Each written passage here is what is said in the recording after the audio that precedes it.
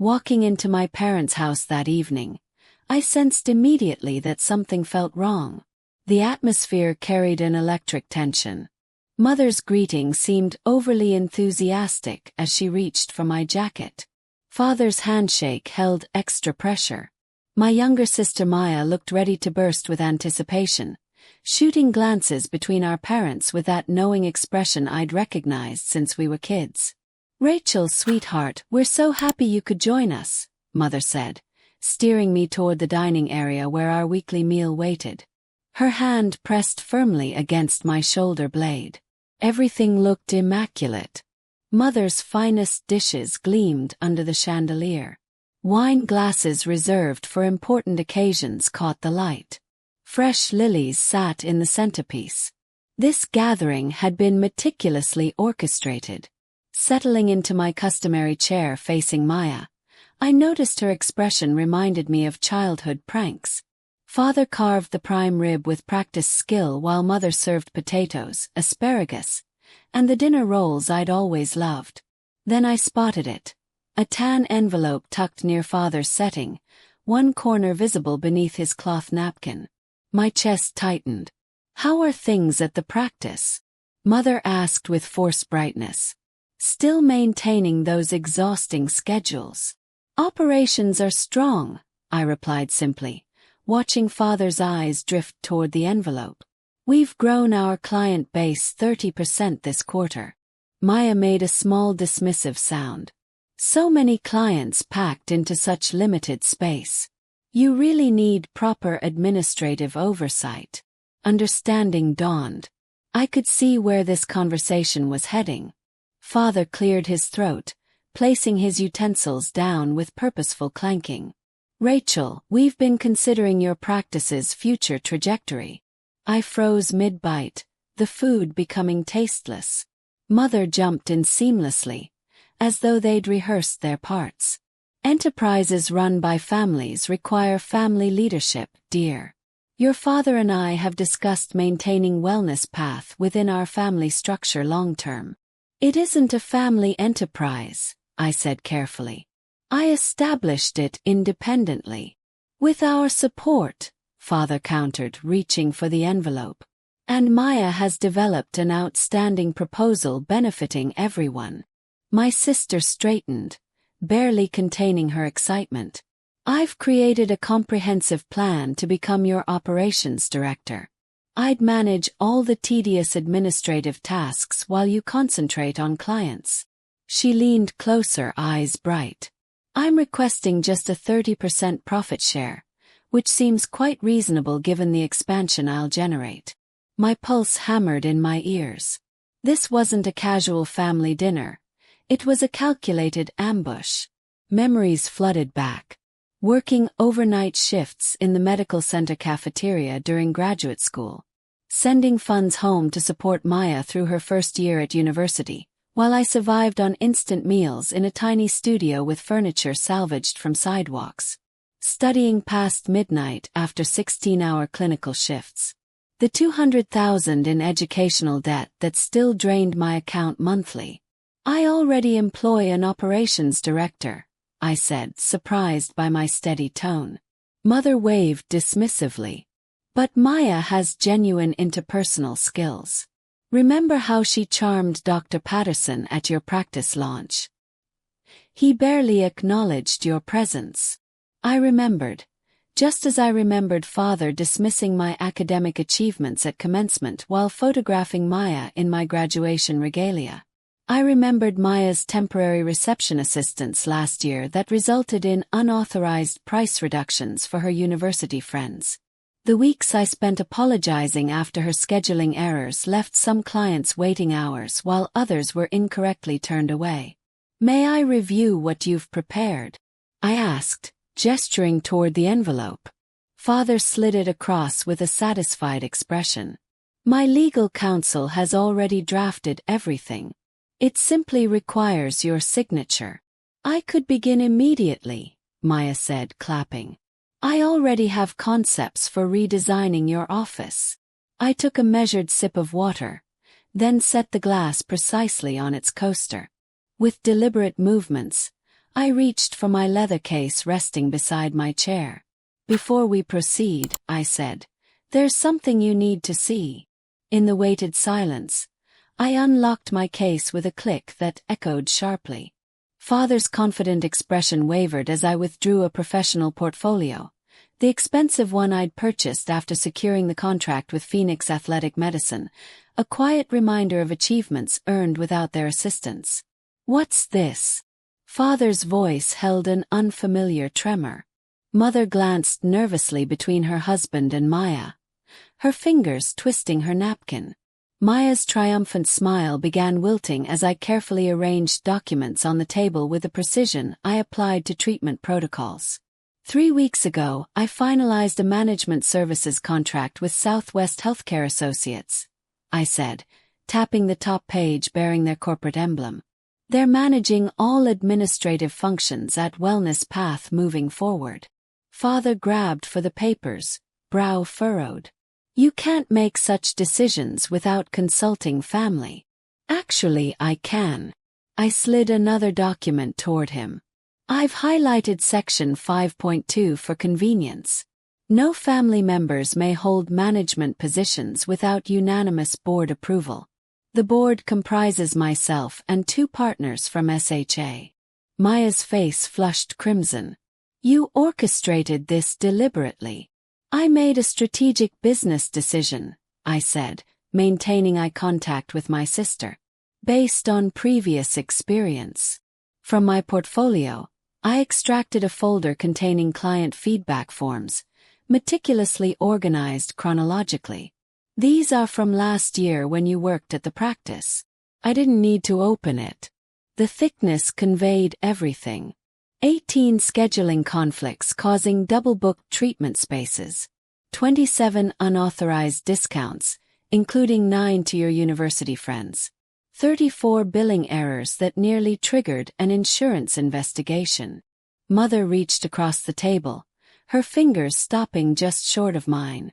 Rachel, honey, everyone makes mistakes during training. These weren't training mistakes, I said, standing slowly, finding unexpected strength in towering over my seated family. These were careless mistakes made by someone who assumed rules didn't apply to her. I withdrew another document prepared by my accountant. This itemizes the $48,000 in complimentary treatments provided to this family over 3 years. Father's shoulder rehabilitation. Mother's foot therapy. Maya's spa treatments before her vacation trips. The stunned silence felt validating. Their expressions shifted from entitled certainty to uncomfortable shock. While I covered your healthcare needs, I was eating budget meals to meet my loan obligations, I continued. I worked double shifts at the medical center cafeteria to help fund Maya's freshman year when you claimed you couldn't support both our educations simultaneously. I locked eyes with my father. I slept on treatment tables when I couldn't afford both rent and malpractice insurance. My phone buzzed with a text. I glanced down to see my operations director's message. Did you tell them yet? The timing couldn't be better. A reminder that I wasn't alone anymore. My staff had witnessed Maya's chaotic tenure, staying late to correct her mistakes while she posted social media photos from trendy bars. They understood the truth behind the Harrison family dynamics. My mentor warned me years ago that family and business combine poorly, I said, remembering Dr. Chen's concerned expression when she found me crying in the supply closet after Father missed my practice's grand opening. I should have listened sooner. I gathered my documents with deliberate precision, sliding them back into my portfolio in exact order. The methodical movement calmed me, just like organizing treatment supplies before challenging client sessions. We can negotiate, Father said, his voice losing its authoritative edge. 25% instead of 30%. A probationary period. I closed my portfolio with a snap. My practice isn't your financial resource. It's my career. Mother's hand flew to her throat in dramatic fashion. I never imagined you'd prioritize business over family, she whispered. The statement revealed everything wrong with their perspective. In their minds, my success existed to benefit them. My practice represented not my achievement, but their opportunity. "I'm not prioritizing business over family," I replied, my voice steadier than I felt internally. "I'm prioritizing boundaries over exploitation." Maya pushed back from the table, her chair scraping loudly against the wooden floor. "You've always been so theatrical, Rachel. Acting as though you accomplished everything independently when we've always supported you." "Supported me?" I raised an eyebrow. "When exactly?" "During my graduation, when Father photographed you in my cap and gown. Or when Mother told Dr. Patterson I was just the medical person at my own practice launch." The memories surfaced rapidly, impossible to suppress once they began rising. "Remember my 13th birthday when I received a card while Maya got a new bicycle? Or my high school valedictorian ceremony that no family members attended because Maya had the flu?" Closed my case. "Your support has been conspicuously absent when it mattered." Father stood now, his height no longer intimidating as it had been throughout my childhood. "You've changed, Rachel. Success has made you cold." "No," I met his gaze without flinching. "Success has made me visible, and you don't know what to do with a daughter you can't ignore." I lifted my case from the chair, surprised by how light it felt compared to the weight I'd carried for years. For the first time since entering their house, I took a deep breath that didn't constrict my chest. "I'll see myself out." I turned toward the door, then paused. "Oh, and beginning next month, family treatments will be billed at standard rates. Our charitable program is reserved for clients who genuinely can't afford care, not those who simply prefer avoiding payment." Behind me I heard Mother's shocked gasp, Father's muttered oath, and Maya's theatrical sob. But for once, their reactions didn't pull me back into the familiar pattern of appeasement. I stepped into the evening air where my phone buzzed with another message from my operations director. "We're all here for you." And for the first time in my life I truly believed it. That night in my apartment, memories replayed vividly. My 13th birthday fell on a Wednesday in May. Unremarkable except for the science exam I aced and the single card propped against my breakfast bowl that morning. 2 weeks later, Maya turned 11 and received a gleaming purple bicycle with ribbons on the handlebars and a basket for carrying neighborhood fines. I watched from our front steps as she circled the driveway, our parents applauding with each wobbly lap. "Rachel, photograph your sister," Father called, tossing me his camera. "This is momentous." I angled the viewfinder to capture Maya's beaming face, her hair catching sunlight as Father adjusted the bike seat. Mother waved enthusiastically like she was sending off royalty. "Remember when I got my first bicycle?" I asked later, helping Mother with dishes while birthday cake crumbs still dotted the kitchen counter. She paused, sponge suspended. "You were a sensible child, Rachel. You always preferred books instead." But I hadn't. I'd circled bicycles in catalogs for 3 consecutive years. High school graduation brought academic honors, valedictorian, science medal, full academic scholarship to Arizona State. The auditorium buzzed with proud parents clutching bouquets and cameras. Mine arrived 8 minutes after my speech, slipping into back row seats as I returned to mine. "Traffic was terrible," Mother whispered when they found me afterward, empty-handed. "But we're attending Maya's dance recital tonight. You're coming, right?" The pattern repeated through university. My dean's list certificates arrived by mail at our family residence while I worked double shifts at the medical center cafeteria.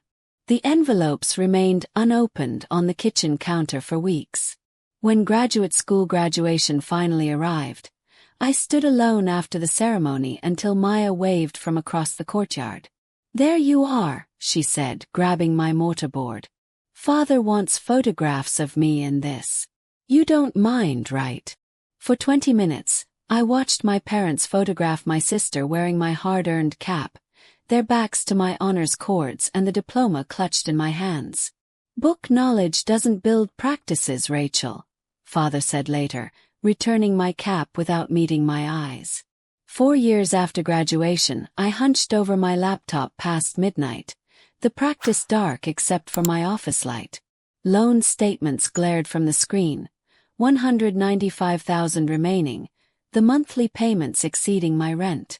Meanwhile, I just transferred $1,300 to Maya for her temporary housing crisis following her 5th job change in 3 years. My own apartment remained furnished with roadside rescues. A coffee table with uneven legs, a sofa that retained a faint odor from previous owners no matter how thoroughly I cleaned it. The sound of my stomach growling echoed in the empty practice. The bank manager's voice still rang in my ears from that morning's appointment. Without a co-signer or additional collateral, Miss Harrison, we simply cannot approve this business expansion loan. I'd nodded politely, tucking the rejection letter beside the others in my bag, not mentioning that my parents had refused to co-sign but had purchased Maya a new car the previous month because she needs reliable transportation for interviews. The treatment table became my bed that night, curled onto the paper-covered vinyl, wrapping myself in a client blanket after 17 hours of consecutive appointments followed by insurance paperwork. The cleaning crew found me there at dawn, still clutching spreadsheets. 6 months later, when Wellness Path Physical Therapy finally opened in its own location, not just a rented space in someone else's clinic, my parents visited for 15 minutes between Maya's bridal shower and their dinner reservation. "It's nice," Mother said, glancing at her watch. "Like a real medical office." Father peered at my framed credentials. "Just remember, it's always about interpersonal skills, not the degrees."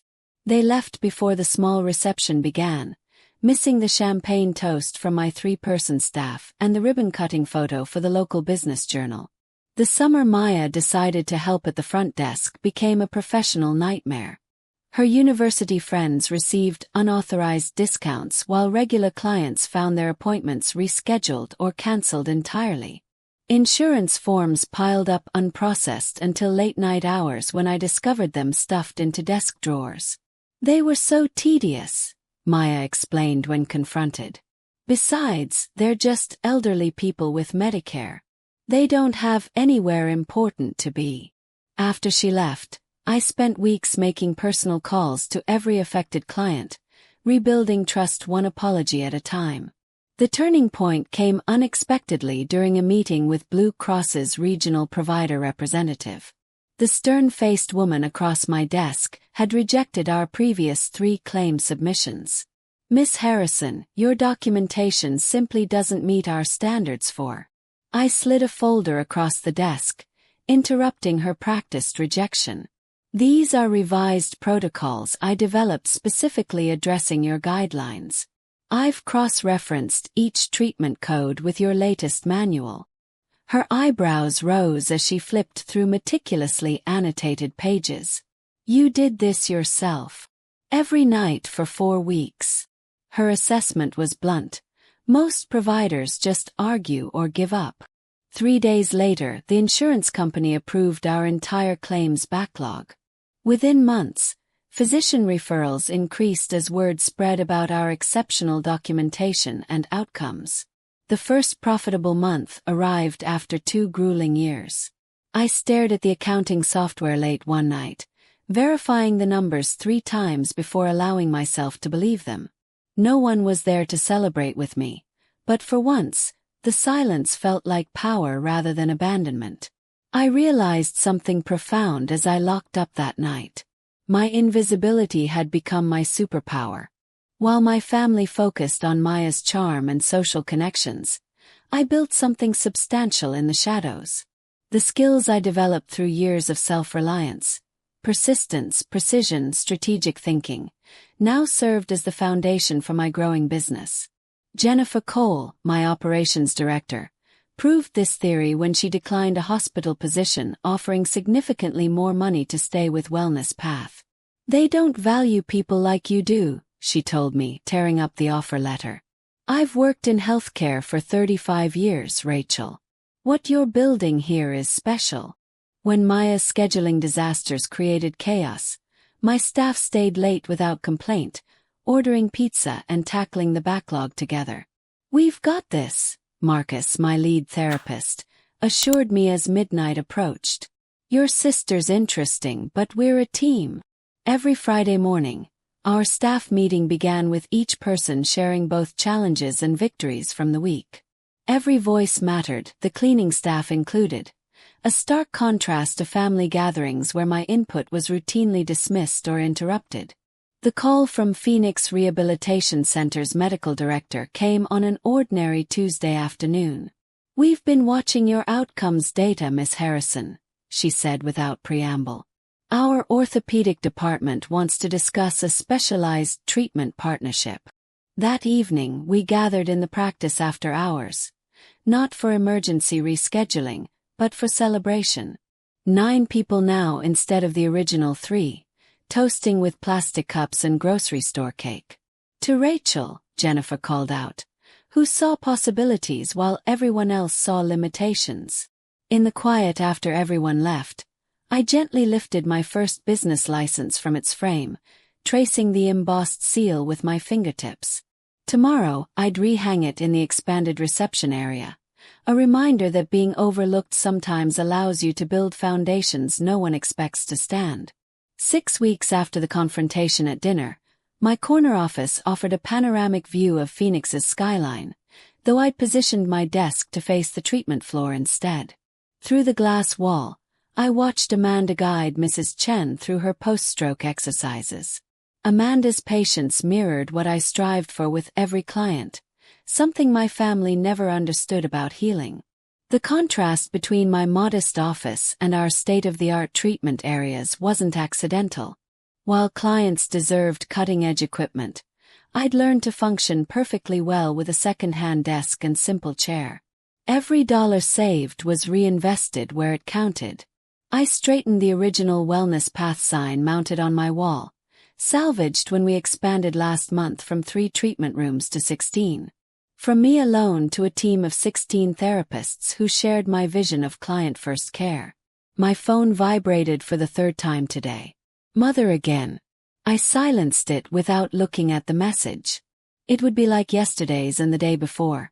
"Just checking in, honey," with a thinly veiled question about practice operations or subtle mention of Maya's latest unemployment crisis. The calls increased after I refused their dinner invitations for 7 consecutive weeks. Mother cycled between guilt, "We never see you anymore," and false business interest. "Have you considered offering discounts to senior communities?" Father attempted to contact my accountant directly last week, thankfully warned by my advance call explaining the situation. Their most desperate move came yesterday when Maya appeared unannounced during our busiest afternoon, waving a folder of incredible marketing ideas that miraculously required her full-time employment to implement. David, my front desk manager, followed protocol exactly, offered her a seat in the waiting room and called me immediately. I didn't interrupt my client session. The afternoon sun warmed my face as I opened my laptop, reading the email I'd drafted, deleted, and rewritten 15 times. It was measured, precise, and absolutely necessary. To my family, as I have already communicated, after careful consideration, I'm establishing professional boundaries regarding wellness path therapy. The practice remains closed to family employment or management input. All treatment services will be billed at standard rates. Business discussions are limited to my management team.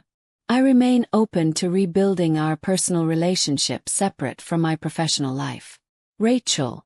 My finger hovered over send as my office door opened. Jennifer, my operations director, appeared with 2 steaming mugs. "Thought you might need reinforcements," she said, placing coffee beside my laptop. "I saw the social media post." I raised an eyebrow. Jennifer slid her phone across my desk. There was Mother's profile featuring a photo from my practice's opening day 3 years ago. Mother standing beside me, arm around my shoulder, a rare moment of apparent support I now recognized as performative. So proud of my daughter Rachel's vision with wellness path therapy. We've always believed in her healing touch. Hashtag proud mama, hashtag family business. The timestamp showed it was posted 20 minutes ago. The hashtag is interesting, Jennifer said carefully. Family business. The words tasted bitter. I clicked send on my email. They've never paid $1 toward this practice, I said. Never worked an hour here. Never believed it would succeed until it did. Communities noticing the disconnect, Jennifer said. Dr. Martinez mentioned it last week when he referred that complex shoulder case. I looked up surprised. Said he always sends clients here because you built something genuine, not handed down or gifted. Jennifer tapped my original business license frame. Said he appreciates how you acknowledge your team instead of boasting about your background. The staff meeting last Friday returned to mind where I credited our growth to the team's dedication rather than my own vision. I'd noticed Maya's friend Kelly in the waiting room during the meeting, phone suspiciously angled toward our gathering. Which reminds me, I said, pulling up another email. The scholarship fund is approved starting next semester. We'll support 2 physical therapy students with demonstrated financial need. Jennifer smiled.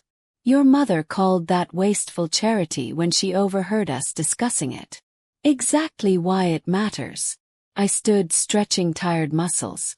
Any news from the accountant about their latest inquiry? Your father tried charm, then intimidation, eventually left when Donna mentioned potential harassment charges. Jennifer's expression softened. There's something else.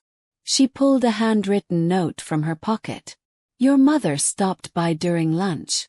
When I explained you were at the Children's Hospital clinic, she left this.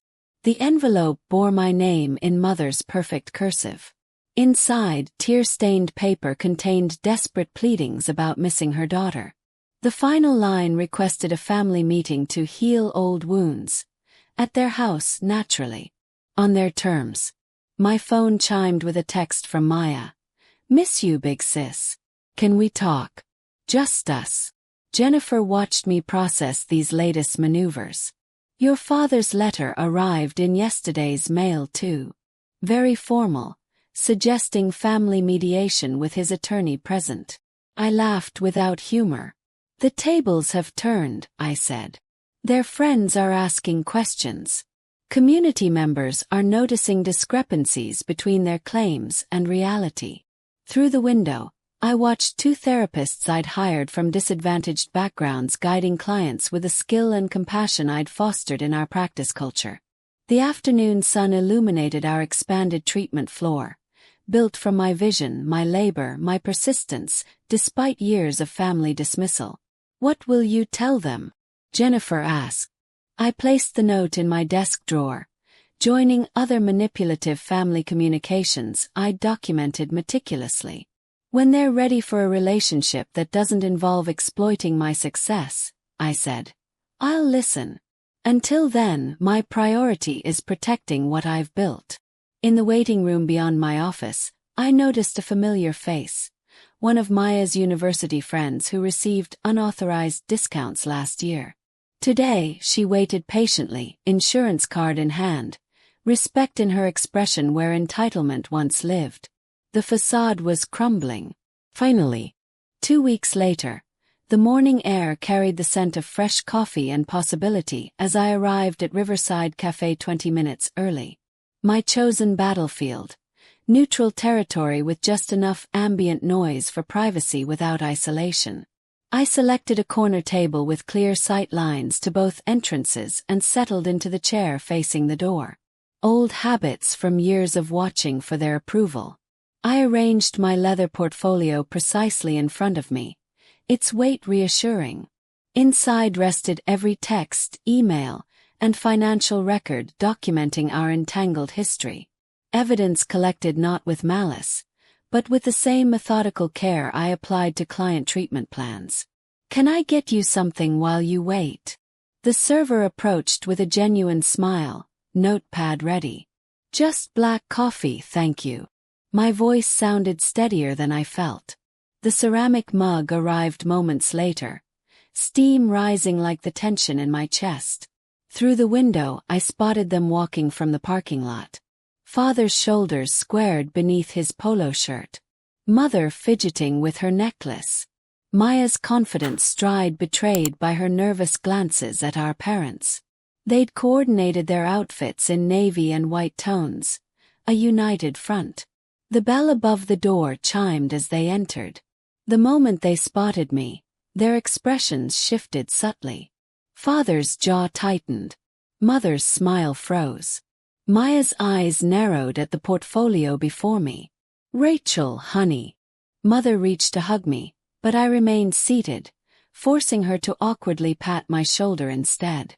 "This is cozy," Father said, settling into the chair opposite mine. "We would have preferred dinner at home. Family matters should be discussed privately." "This isn't just a family matter."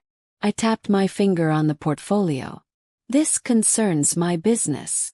Maya slid into the chair beside Father, her perfume overwhelming the coffee aroma. "We brought pastries from that bakery you like." She pushed a paper bag toward me that I didn't touch. A server appeared, took their order, and disappeared with practiced efficiency. The moment she was gone, Father leaned forward, hands clasped on the table. "Blood is thicker than water, Rachel." His voice dropped to that authoritative tone he used when I missed curfew at 18. "Family stands together, especially in business." Mother reached across to squeeze my wrist. "We've always been proud of you, sweetie. Always. Your father and I tell everyone about our brilliant daughter, the doctor." "Physical therapist." I corrected automatically. "Doctor of physical therapy," Maya added with surprising accuracy before launching into her rehearsed speech. "Speaking of which, I've been thinking about our last conversation, and I realize I came on too strong. So I've drafted a new proposal." She produced a sleek tablet from her purse. "A consulting arrangement instead of management. 3 days a week. Better social media presence, corporate client outreach."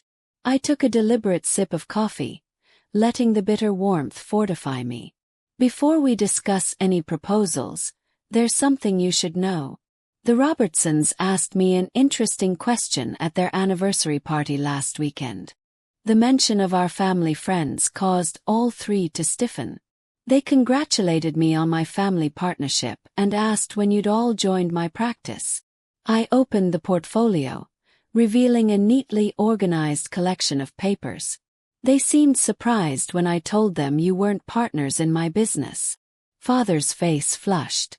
"We never said. I have screenshots of your social media posts mentioning our practice and the family business." I slid the printed pages toward him. "And text messages from the Thompsons asking about the family business Mother mentioned at her book club." Mother's face paled. "Rachel, it's just expressions of pride." "Is it?" I withdrew another document. "This is Dr. Martinez's email asking why Father contacted him about partnership opportunities for the practice." The silence stretched between us, punctuated only by the hiss of the espresso machine and murmured conversations from nearby tables. "You've been watching us," Maya said, her voice carrying a note of betrayal, as if I were the one who violated trust. "I've been paying attention." I met her gaze steadily. "The same attention I've given to building my practice while you were telling your university friends they could get free treatments." Father attempted to seize control of the conversation. "We're getting sidetracked. We're here to discuss Maya's role." "Maya will have no role in my practice." The words came out with a calm certainty that surprised even me. "Neither will you or Mother." "Rachel." Mother's hand flew to her throat. "After everything we've done for you." "Everything you've done." I extracted a spreadsheet from my portfolio. "Here's an itemized list of the free treatments I've provided to this family over 3 years. Market value, $48,600. Here are the loans I gave Maya during my first 2 years of practice when I could barely make rent. $17,200. Still unpaid." Maya's face contorted. "You said those were gifts." I said we'd figure it out later. It's later. Father's businessman mask slipped for the first time. You can't possibly expect repayment. After all you've what? I cut him off, voice level but firm. After you missed my doctoral hooding ceremony for Maya's sorority fundraiser? After you told Dr. Patterson I was playing at business until I found a husband? After you dismissed my practice opening as just another job? I placed my palms flat on the table, steadying myself.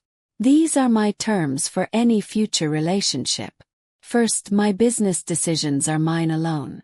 No input, no suggestions, no contacts with my colleagues. Second, any treatments for family will be billed at standard rates. Third, no more describing yourselves as partners or owners in my business. Mother's artificial composure crumbled, tears welling in her eyes. Genuine ones this time, not the performance drops she typically deployed. You can't mean this, she whispered. We're family. Family respects boundaries, I answered. Family celebrates achievements instead of trying to claim them. Father's face darkened with frustration. This is absurd. We never thought you'd actually succeed on your own. We were trying to help secure your future. The truth slipped out so easily, so naturally, that he didn't even seem to realize what he'd admitted. After all these years, all my work, all my sacrifices, they never believed in me. Maya's carefully constructed mask fell completely. It's not fair, she hissed. You get everything. The respect, the fancy title, the business. What about me? I'm stuck in a cubicle while you play hero in your precious practice. There it was. The raw envy beneath the manipulation, the resentment beneath the charm. I closed my portfolio with a decisive snap and stood. I built everything I have while supporting this family emotionally and financially. I'm not playing at anything, and I'm done being invisible. I left exact change for my coffee on the table and walked away. Behind me, I heard Mother's quiet sobs, Father's harsh whisper to Maya, the scraping of chairs. But I didn't look back. For the first time in my life, I was moving forward without checking if they approved.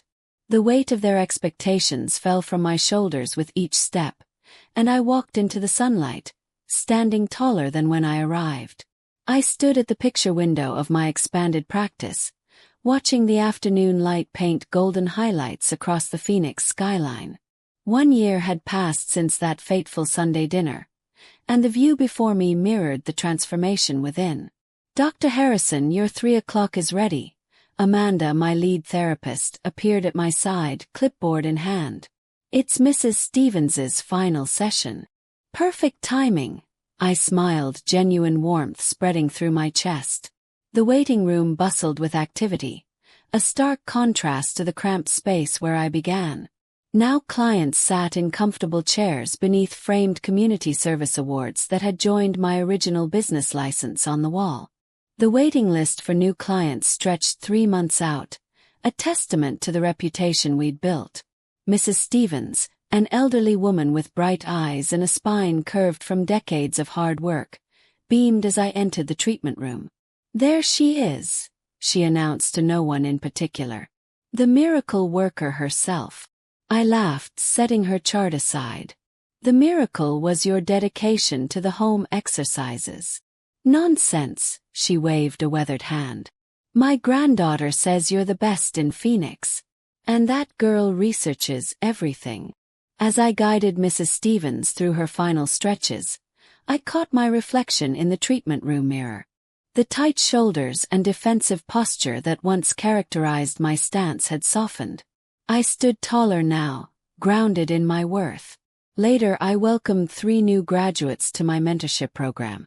They gathered around the conference table, eyes bright with the same determination that once fueled my midnight study sessions. The most important thing I can teach you isn't a technique, I told them, perching on the edge of the table. It's knowing your value. In this profession you'll give constantly. Make sure what you're giving is respected. After they left, I reviewed the latest figures for our pro bono program serving underserved clients. The initiative now comprised 18% of our practice, a percentage that would have terrified me last year, but now filled me with purpose. My phone buzzed with a text from Nina, my closest friend and leader of our professional women's support group. Ready for tonight? Your turn to share. A flutter of nervousness danced through my stomach. Tonight marked the first time I'd publicly share my full journey, family struggles included. The thought both terrified and liberated me. Before leaving, I checked my personal email. Mother had sent photos of her volunteer work at the community garden. Her third message this week that didn't demand anything from me. Small steps but genuine ones. Father's name remained absent from the sender list. Some wounds needed more time than others. A separate email contained a job announcement from Maya. Her first position at a corporate office with no connection to my practice. The message lacked her usual excessive exclamation points, a subtle sign of her growing independence. The evening sun cast long shadows as I arrived at Nina's home for our monthly dinner. Unlike my parents' dining room with its oppressive formality, this space hummed with authentic conversation. My chosen family of colleagues and friends passed dishes family style, their laughter a healing balm. To Rachel, Amanda raised her glass, who taught us all that standing your ground isn't selfish, it's necessary. As applause rippled around the table, I thought of the scholarship I'd established for physical therapy students from challenging backgrounds, the boundary-setting workshop I'd lead next month, and tomorrow's launch of our specialized vestibular rehabilitation program. When dinner concluded, I stepped onto Nina's back porch. The mountains rose majestically against the horizon, steadfast and immovable, much like the boundaries I'd learned to maintain. "You look peaceful," Nina said, joining me. "I am," I breathed deeply. "I finally understand that I can heal my clients without sacrificing myself in the process. Tomorrow, I'd treat an elderly man with the same care I once lavished on family members who took without gratitude. The difference was he'd look me in the eye and say thank you, and I'd know I'd been seen. "I'm Rachel Harrison," I whispered to the mountains, "and I heal people who value the healing."